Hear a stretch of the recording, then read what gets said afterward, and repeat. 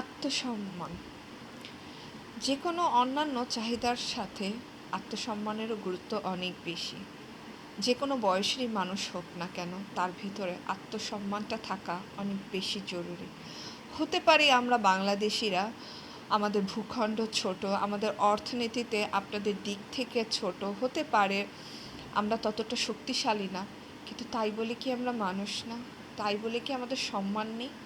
হতে পারে আমরা মুসলিম, আমাদের কি তাই সম্মান নেই? আমাদেরকে কি আপনারা মানুষ ভাবেন না? সম্প্রতি অনেক দিন ধরে ভারতীয় মিডিয়া থেকে শুরু করে ভারতীয় লোকজন, ইউটিউবার, ভিখারি, খয়রাতি আমাদের খাবার খেয়ে বেঁচে থাকে। এমনকি পাকিস্তানেরও এখন অনেক ইউটিউবারকে বলতে শুনছি, আমরা যে অবস্থায় থাকি, যাই থাকি, আমরা কখনো কারো কাছ থেকে ভিক্ষা করে চলি না। আমরা আমাদের টাকা দিয়ে সেটা কিনে এনে খাই।